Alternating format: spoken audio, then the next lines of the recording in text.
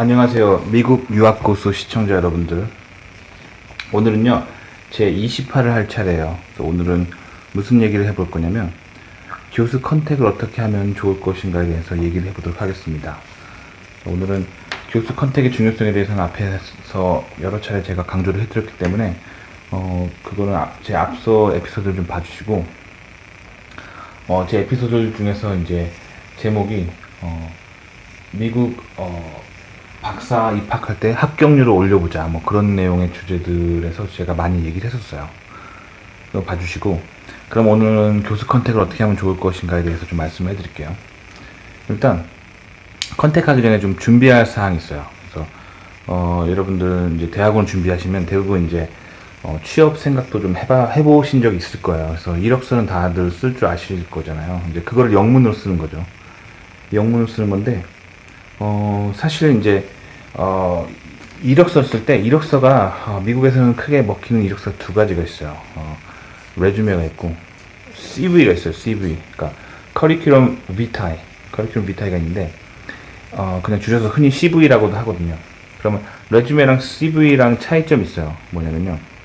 레주메는 철저하게 취업용이에요. 그래서, 가고자 하는 회사의 목적에 맞게 쓰는 거죠. 그 회사에 내가 어떻게 기여할 수 있는지, 자기가 가지고 있는 엔지니어링 기술적인 관점에서 그 회사에 얼마만큼의 이윤을 벌어들일 수 있을까 하는 관점에서 쓰는 게 레주메고, CV는 약자가 커리큘럼 비타이죠. 커리큘럼 비타이 약자예요. 그래서 커리큘럼 비타이, 커리큘럼 비타이는 라틴어로 뜻이 뭐냐면 코스 오브 라이프라는 뜻이에요. 그러니까 본인의 아카데믹 인생을 걸어왔던 어떤 그 길을 보여주는 아카데믹계의 이력서죠.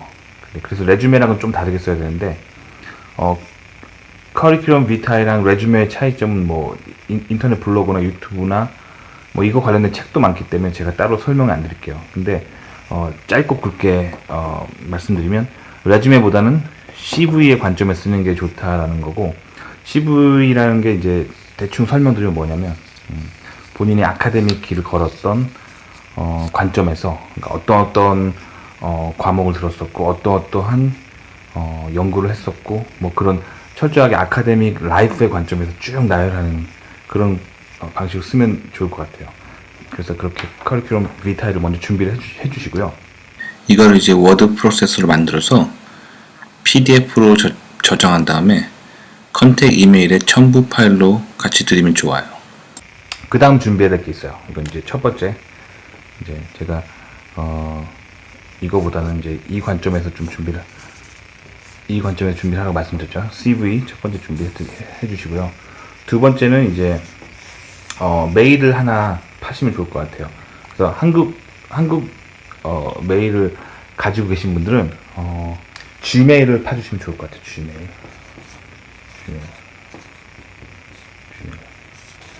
왜냐면 한국 메일들을 가지고 미국 교수들한테 혹은 미국 회사나 뭐 각종 미국 단체에 이메일을 보내면 스팸 메일로 필터가 되는 경우가 되게 많아요. 그게 아무래도 미국 안에서 자주 쓰는 이메일의 뒤 그게 아니니까 그냥 AI 필터가 그냥 스팸 메일이라고 차단해 버리는 경우가 꽤 있어요. 그래서 Gmail 같은 경우는 미국에서 구글 거잖아요. 그래서 gmail.com으로 끝나는 이메일 같은 경우는 굉장히 미국에 많이 쓰기 때문에 차단당할 확률이 굉장히 낮아요. 그래서 Gmail 있으신 분들은 쓰시면 되고요. Gmail 없으신 분들은 이참에 하나 만드시는 게 좋아요. 왜냐면 미국 가서 계속 사람들한테 이메일 보내고 친구들한테 이메일 보낼 거잖아요. 근데 한국 포털 사이트들 뒤로 끝나는 뭐뭐뭐 이런 확장자로 된 이메일은 미국에서 필터링 당하는 경우도 많고, 이거 사람들이 스펠링 실수해서 이메일 잘못 가는 경우도 많고, 그래서 Gmail 하나 가지고 있으시면 좋을 것 같아요. 그래서 하나 파시고요. 그리고 이메일을 파실 때 그냥 이상한 막 특이한 닉네임으로 안 하셨으면 좋겠어요. 예를 들면 뭐 super happy 어쩌고저쩌고 gmail.com 같은 거. 왜냐하면 이런 이메일들은 좀 프로답지 못하게 보일 때가 있어요. 뭔가 막 이렇게 캐릭터가 있는 것 같은 그런 건 피하시고, 뭐 예를 들면 이름이 홍길동이라 하면 길동.홍@gmail.com 이런 식으로 하시는 게 좋을 것 같아요. 그런 식으로 이메일을 좀 그냥 이름이 그냥 그대로 묻어나는 듯한 그런 티나지 않는 그러면서도 본인 인식이 쉬운 그런 이메일을 만드시는 게 좋을 것 같아요. 그래서 혹시라도 뭐 예를 들면 이런 본인이 길동홍이라는 이름이 이미 누군가 있다면 뭐 뒤에다가 뭐 연도라든가 뭐 그런 걸 좀 붙여서 뭐 지금 2019니까 뭐 길동홍 19 이런 식으로 이렇게 해서 만드시면 될 것 같아요. 그래서 지메일 하나 만드시길 추천드리고, 그 다음에 이제 교수를 컨택하기 전에 학교를 먼저 본인이 관심 있어 하는 학교를 먼저 선정을 해야겠죠. 그래서 그런 거 선정하는 거는 제가 시즌 1 제 19화에서 요거 지금 이 방송 바로 전편이죠. 거기서 유학원 이용 안 하고 저는 직접 했다고 말씀드렸잖아요. 거기서 이제 학교 찾는 법 그런 거를 간략하게 제가 넣어드렸어요. 그 책 보시고 유학 책자 보시고 본인이 가고자 하는 학교를 선정하시고, 이제 그 학교 홈페이지에 들어가서 본인의 전공 디파트먼트가 있을 거 아니에요. 거기 들어가서 이제 교수님들 중에서 자기가 연구하고자 하는 분야를 이제 찾아서 이제 그분 거기 이메일이 나와 있을 거잖아요. 그 교수님이 거기다가 보내시면 좋을 것 같아요. 그래서 보내시면 좋을 것 같고, 그리고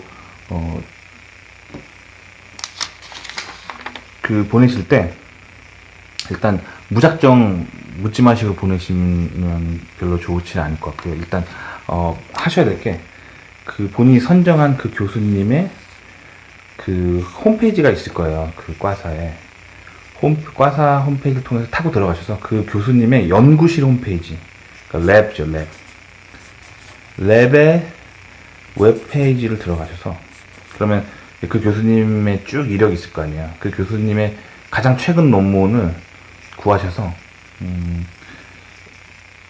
하나만 읽으면 좀 성향 파악이 힘들 것 같고 한 3개 정도 가장 최근에 쓴 거 한 3개 정도 구하셔가지고 읽고 충분히 이해를 하신 다음에 이제 그거에 대해서 좀 연구에 대해서 관심을 표현해야 되니까, 전혀 모르면 뭐 엉뚱한 소리 할 수 있으니까 읽으신 후에 이제 충분히 이해를 하시고, 그 다음에 이제 자세히 보시면 이제 좀 이 세상에 완벽한 논문은 없거든요. 조금 개선될 사항이 보일 수 있어요. 근데 그거에 대해서 좀 기분 나쁘게 말씀하시면 안 되고, 제가 볼 적에 이제 토론하는 식으로 굉장히 관심 있고, 특히 이제 이 분야에 있어서 조금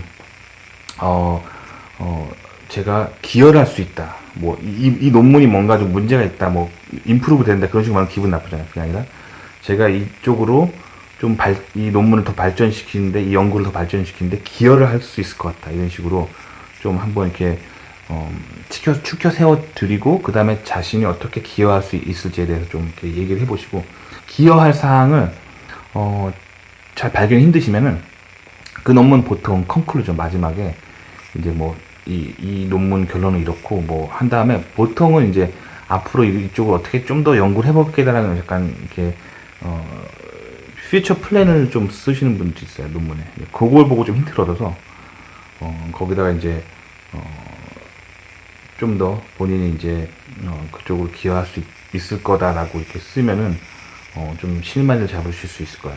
그 다음에 그렇게 해서 이제 쓰시고, 그리고 이제 본인이 어떻게 기여할 거냐에 대해서 쓸 때 철저하게 자신의 능력을 객관적으로 보셔야 돼요. 그러니까 본인이 할 수 없는데 했다가 정말 그 일 시키면 낭패잖아요. 그러니까 본인의 장점을 잘 보시고, 본인의 장점 중에 특히 엔지니어링 스킬 중에 분명히 남들보다 조금 뛰어난 게 있을 거예요. 그거를 말씀하시면서 내가 이러이러한 능력이 있는데 이게 당신의 연구에 이 분야에 본인이 기여를 할 수 있을 것 같다.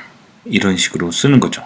그렇게 하면서 이제 그래서 커리큘럼 비타이가 필요한 거예요. 그래서 커리큘럼 비타이를 첨부하시고, 이 분야에 있어서 내가 가지고 있는 능력은 이러이러한 분야라고 이렇게 설명하시면서 이제 자세한 거는 커리큘럼 비타이를 봐주십시오 하는 거죠.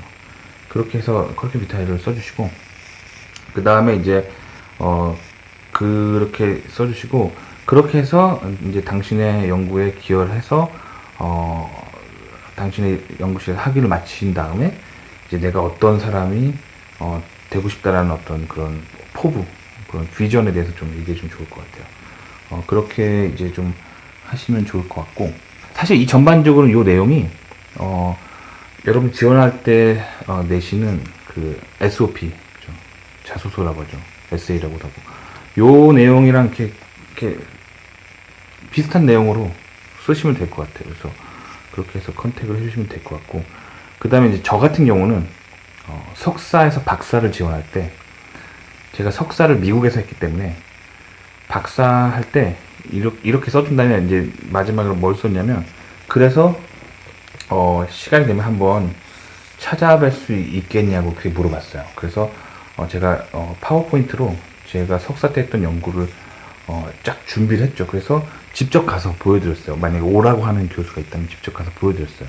그래서 사실 사람 얼굴 보고 하는 게 제일 좋은데, 한국에 계신 분들은 이게 안 되잖아요. 근데 이 상황이 어떤 상황이냐면, 저의 경우에 있어서는 제가 학부 마치고 미국으로 석사를 갔거든요. 그때는 저도 이제 한국에 있었기 때문에 이제 직접 하는 게 불가능했죠. 그래서 그렇지만 그래도 그때도 파워포인트를 만들었었어요. 그래서 파워포인트 만들어서 이제 학부 때 제가 특출나게 잘했던 어떤 프로젝트 같은 거를 파워포인트를 만들어서 보여드렸죠.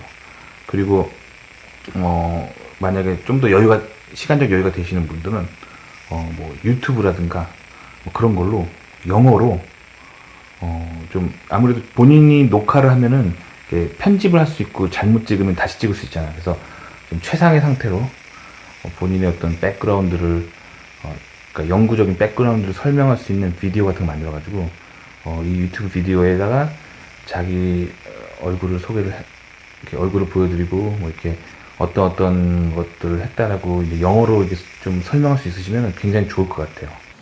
이런 유튜브 비디오 만드실 때 공개로 하면 이제 모든 사람이 다 보게 되니까 본인 프라이버시도 문제도 있을 수 있으니까 이 프라이빗 비디오로 만든 다음에 그 링크를 보내주면 되겠죠. 그러면 딱 그 교수만 볼 수 있겠죠. 다른 사람 못 보고.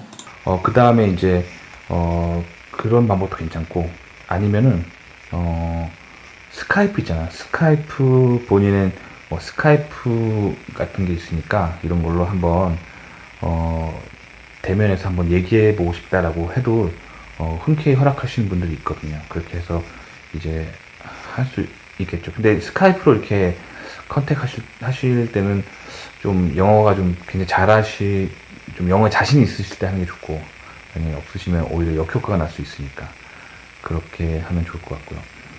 만약에 이렇게 라이브로 이렇게 스카이프로 하는 게 좀 부담이 되시는 분들은 유튜브로 기존에 편집해가지고 이렇게 하셔도 될 것 같고, 아니면 이제 파워포인트로만 이렇게 해도 잘 만든다면, 파워포인트만 잘 만든다면 괜찮을 것 같고요. 그렇게 해서 이렇게 컨택을 하시면 좋을 것 같은데, 근데 사실 이게 컨택은 이렇게 하는 컨택이 한 세트라고 한다면 이거는 정말 많이 하면 많이 할수록 좋아요.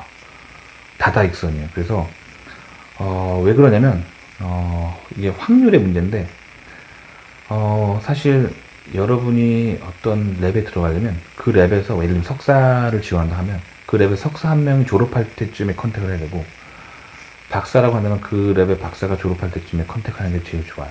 왜냐면 이미 랩에도 정원이라는 게 있어요. 교수도 본인의 연구비를 가지고 본인 뭐 타원 연구비, 뭐 예를 들면 주정부라든가 아니면 뭐 기업에서 타원 연구비를 가지고 그걸 쪼개가지고 학생한테 장학금 주면서 리서치를 돌리는 건데, 본인의 어떤 능력 밖으로 너무 많은 학생들을 뽑을 수는 없는 거거든요. 그래서 사실 그 타이밍이 중요해요. 근데 사실 타이밍을 알기가 힘들어요.